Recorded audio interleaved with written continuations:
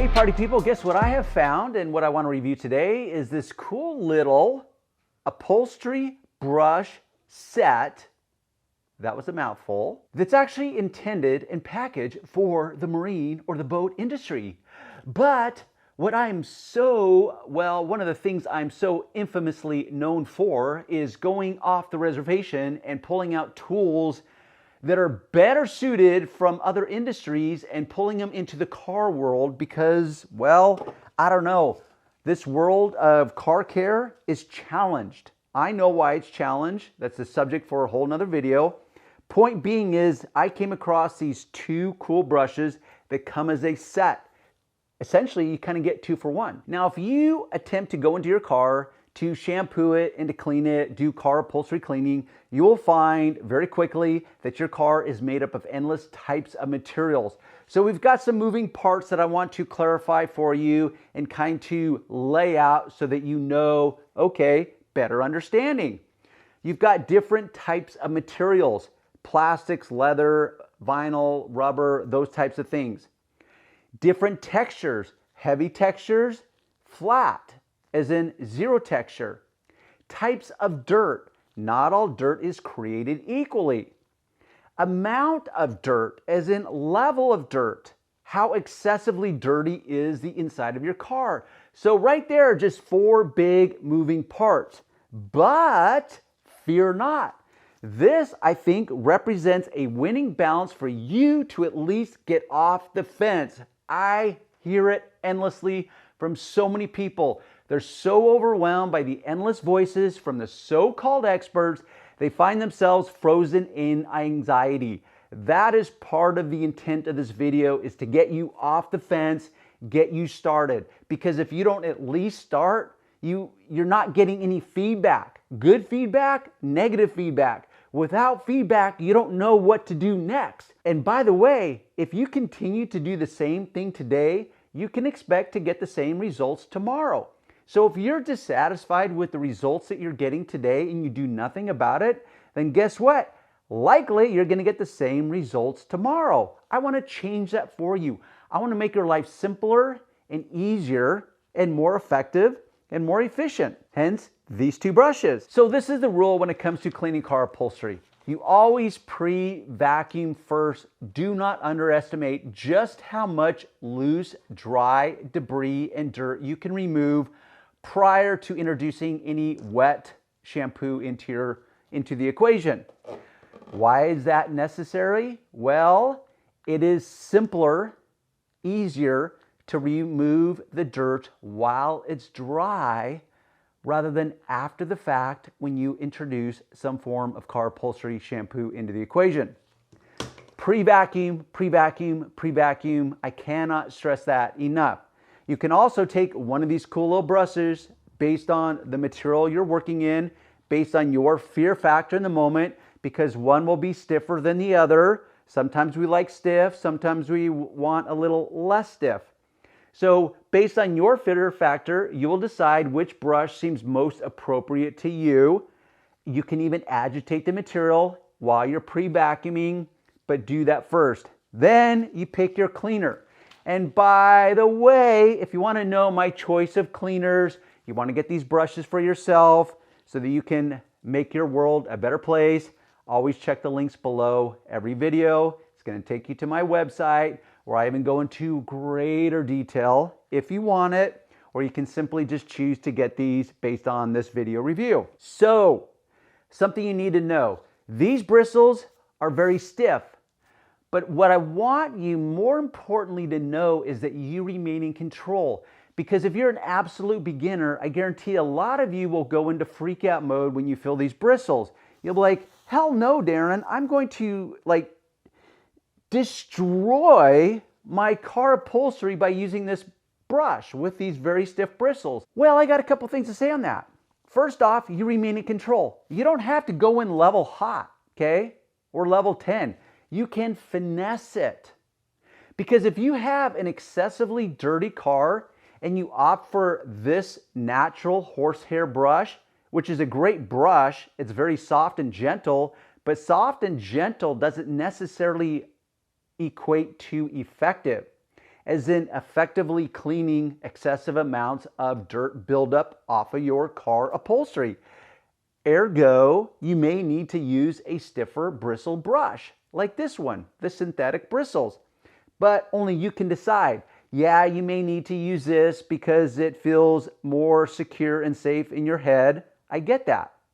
And you will just have to accept it. You're going to have to go in, maybe repeat applications 5, 10, 15, 20 times. Or you may have to default to this and go in a little more gentler. Finesse your way at first. Check your results.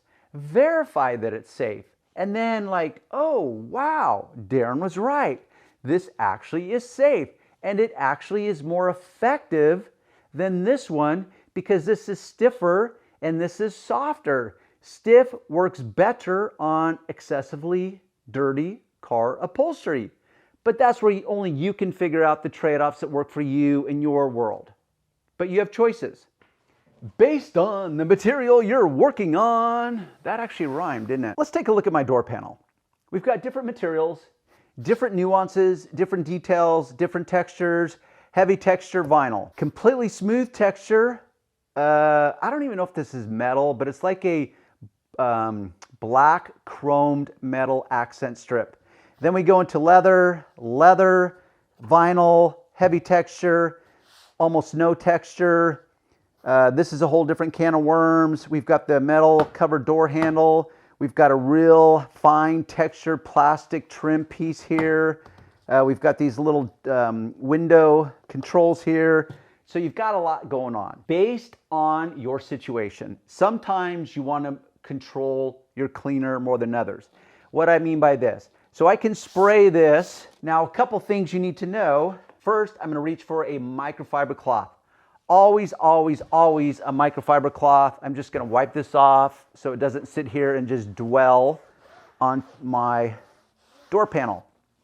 Microfiber cloth for 3 reasons. It's as soft can get. It's as absorbent can get. And it does not leave lint like other traditional cloths. So it's always my go-to cloth. But back to controlling your liquids. So if I was to spray this, and there's this tight little seam right between the armrest here and the door panel here, that liquid is going to seep down in there. Now that's not necessarily a specific problem. The problem simply is, how am I going to get that liquid? If I spray enough into that seam, how am I going to completely remove that? Well, that's where you can finesse your cloth into a sharp point and you can kind of wedge it in there and mop it up. That's one way. Or, wait for it, I can simply, based on the brush that I want to use, I can spray the brush and then I can clean and scrub like that. Therefore, I maintain more control over my chemical. Because what will happen, let's say this door panel is dirty enough and I spray a lot of cleaner and I scrub, I mop up, it's still not dirty because it's overly dirty and it's got a heavy texture to it. So I got to come in for repeat applications, which is completely normal.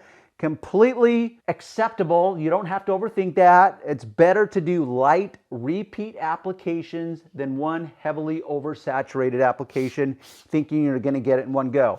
So let's say I have to come in for a repeat application. Every time I spray more liquid or cleaner into that seam, it's going to get more and more in there. So what happens is that I will mop this up and I will have produced the desired results and I think I'm good to go. And then I go about my business doing other stuff, and then a minute later I look over and now I see little drips of cleaner coming down here because lo and behold, it's like, oh my gosh, I apparently sprayed more cleaner in there than I thought. I thought I mopped it up, it looked good when I finished, but now it's seeping out. So what do? Well, you can simply just keep mopping it up and checking your panel as you're working along. You could blow it out with a blower. You could suck it out with your vacuum cleaner. But the point is that's where you have to decide based on the level of dirt, the amount of texture you're dealing with. You combine those two, heavy texture, heavy dirt. It's going to be more heavy repeat applications, or I should clarify that, it's going to be more repeat applications of this process. So only you can decide, and often you won't decide until you know what you're getting in the moment. The moment will reveal itself. You will get fed some data back into your little brain, and then you will decide like, oh, I need to do this, or I need to finesse it that way, or I need to do it this way instead of that way. Once again, you won't know until you know what you're getting until you're getting it. I'm not even sure if that made sense. Hopefully it made sense. So to come full circle, the point is this brush upholstery set that is made for the boating industry will work perfectly in the world of car care. I think it will work perfectly, especially if you're a beginner. Why do I qualify it in that way, as in a beginner? Because this would work perfectly in the world as a professional. But I say that because I know there's many of you on the fence. You might be here for the first time looking at how to clean your car upholstery because it's going to be the very first rodeo and you shampooing the inside of your car and trying to clean it. And you're not going to know where to start. Well, this is kind of a 2-for-1 deal. It's like, oh, I get 2 different types of brushes. One is stiffer, one is less stiff, one is synthetic, one is natural. They both represent different attributes. You can decide what works best for you. Once again, always check the links below each video. And what I would like to know is this. And the comments that you leave below, just know they're not just for my reading pleasure only. They are for the reading pleasure of all the guys and girls that come in after the fact and they want to hear what you have to say and what your experiences are. So I would like to know, what is your biggest fear when it comes to cleaning your car upholstery? Is it trying to pick the best cleaner, which you can find below in the links below and see what I recommend? Is it finding the best brush, the safest brush, the most effective brush? Did you ever think about that just because you find the safest car upholstery brush does not mean it's also going to be the most effective car upholstery brush? Therein lies the rub. But here, now you have choices. So with that said, I will leave you there. Don't forget to give it a thumbs up if you like what you hear. And if you don't have any response, just tell me what you liked about the video specifically, or wait for it, you can even tell me what you didn't like about the video specifically. Okay, thanks for tuning in. We'll see you in the next video.